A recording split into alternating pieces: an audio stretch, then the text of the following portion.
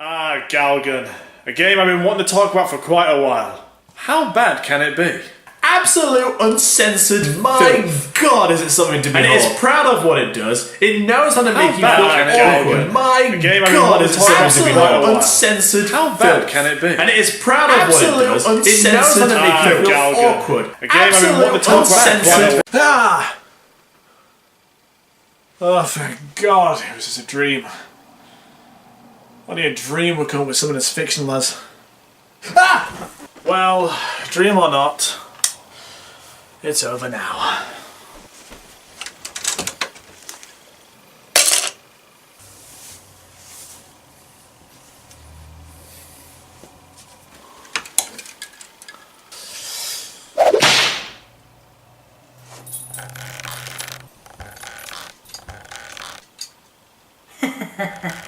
It's not over yet.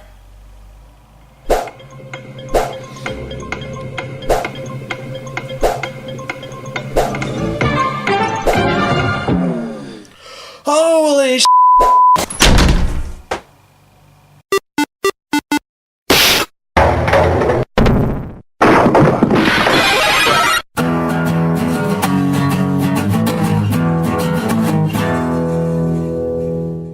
Hello everybody and welcome to a more sparkly improved version of this host, Nick's random review show with me and her. Her? Shush Nicole, I'm talking now. Nicole, it's Nick. Yes, quiet Nicky dear. Why are you even here? And how did you get in my closet? Question is, why are these things in your closet to begin with? Well, you know, research and holding it for a friend. Your friend must have really broad shoulders then, Nicole. Nick! But we're not here to talk about your hobbies. We are here today to talk about an amazing graphic novel, all about me and my amazing adventures. Clearly you didn't read the whole thing if you think it's all about you. Much better. So as I was saying, today we'll be looking at the graphic novel Material Girl. Material Girl was created in 2008 by Mike Schmit, also known as a lovely heart to her DeviantArt followers, who is a US-based artist who loves nothing more than to throw her characters into a binding situation with no hope of escape, mainly evolving around ideas of forced feminization, captivity, and mistaken identities. This graphic novel in particular is about yours truly, who helps a confused, misguided young boy blossom into a beautiful girl. Because you know, that is what makes me so special and awesome that you're just gonna love me for it. And that is all you need to know about the book. So thank you for watching and be sure to check it out. Bye! Now, wait a minute. That's not how you do a review. What do you mean? Where is the annotated look at the style, the story and characters and what it all means to someone looking into it? Well, I assume that's why people buy the book. To be frank, people aren't so limited in their ways of entertaining themselves these days. You gotta reel them in and get their attention. For one, you gotta tell the story and not be so egotistical. Just remember who's controlling your hands, because they can easily go around your neck. Then let's do the review properly or you're gonna have to migrate to another closet because I won't be here. Because I'll be dead. Like, not coming back with the Dragon Balls kind of dead. Alright. Well then what would you say about it, smarty panties? Well, I would begin with this. Although, yes, the book is about you, it's actually a lot more complex than that, and without giving away spoilers because this is actually a good piece compared to other stuff I've looked at, the story is as such. What the hell? Ooh, yay, a cutaway! You better not be responsible for this. No, Nicole, that's Galgan's fault. We don't talk about that. Shh. Material Girl is about Noah, a teenager who is going about his everyday life until one day he is attacked by his sister's possessed closet, led by a sadistic Red Ribbon who wants nothing more than to have a little fun and get out of the closet, whether Noah likes it or not. Now going under the name Noel, he must find a way to break the curse or forever be burdened with the spirit that controls the garments he wears. Although it may seem like a very simple story to people and almost leveling on an erotic novel, it is actually nothing of the sort because it actually has a compelling story and is very identifiable to people who are only just discovering who they truly are. Noah is of course a character who seems very level-headed and in by no means someone with a direction in life, but when he becomes Noel, his world begins to expand in a way he never noticed and therefore grows brilliantly as a character.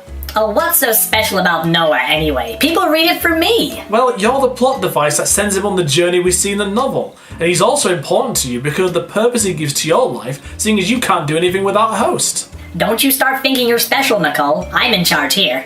Ooh, shots fired. So what is so special about Noel anyway? Well, he's a reflection of the author as a character. No, he isn't. The author said so herself that this was just a human-based project that turned into something bigger. No way it reflects her as a person.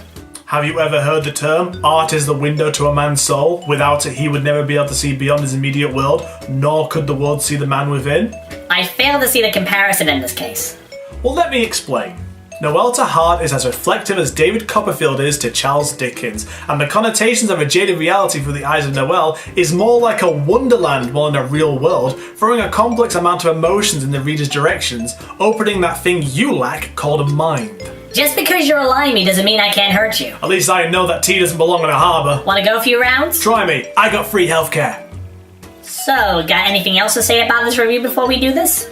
Of course! You can tell aside from the one obvious reference to Alice in Wonderland that there are some Disney influences within the piece. For example, the beggar woman at the beginning of the book who scolds Noah for not being generous is similar to the Beauty and the Beast witch who punishes the Beast for his unkindness, sending him on a self-discovery journey, although not directly responsible in Material Girl, but the link is there. Do you know how boring you sound right now? At least I'm doing it right, unlike you polishing your ego. Did we forget any other influences in the novel? Why yes, actually I did. The art style is very unique in its own way, but as you see for the development of the story that it holds similarities to artists such as Hergé with expressions and movement, Renard Deleuze for a very rough outlining and shading styles, and in some other ways, in terms of innocence and cute looking, Suzanne Woodcock, and a few nods to different forms of manga, although to say specifically would be difficult.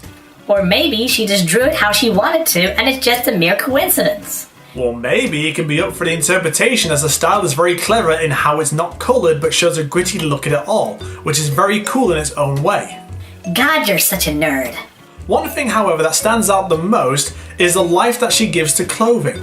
Ooh, this is about me. Do go on. You're too easy to please. But what I was saying was that because the clothing is its own character in a way, she has given such detail and animation to the designs of clothes, they are just as alive as the characters themselves, which is a very good approach to the importance of them as a plot device. Heck, maybe if there was ever a colorized version, you would see even more representation of this through the use of tones and textures. Well, Nicole, aside from that moment of actually being right and talking about me, you've managed to bore me and anyone else watching. So, may I ask, what are your final words on this? Wow, someone clearly doesn't like the spotlight being taken away from them, but very well, seeing as I've covered everything I can think of about the novel, I would say it's a brilliant piece of work that is a great representation of the struggle that members of the LGBT go through day to day. Not just growing up in the teens, but also as an adult where you're pretty much on your own and all you can do is keep pushing yourself forward in this crazy mixed up world and hope that something will come round the corner and surprise you. Although this graphic novel isn't well known outside the confines of DeviantArt, I would highly recommend this as a read for anyone who loves these kind of publications, because next to my favourite graphic novels such as Scott Pilgrim, Tintin and Dragon Ball, this is one of my favourites and it really hits home about the struggle we go through and also the rewards we get out of it. Ahem. And despite being an annoying yank, the ribbon is a great representation of hidden identity and the representation of our dormant identities. I was gonna say awesome, but that will do as well. If you want to check out the graphic novel or heck Hart herself, go to a DeviantArt below and check it out. But until then, thank you as always for tuning in, and I have been... She has been Nicole, I have been your host, so until next time, be sure to like and subscribe and we shall see you soon. We? Just kidding. Despite the fact that I'm completely lazy and can't really do much with editing and special effects these days, although I am trying to learn some new techniques, but you're still going to get reviews all the same. But anyway, thank you, Merry Xboxmas to you all, and I shall see you in the new year. Actually, no you won't, you'll see me next week. You'll see me soon. I feel pretty, oh so pretty. I feel pretty and witty and gay, and I pity any girl who's in me today. I feel charming, oh so charming. It's alarming how charming I feel.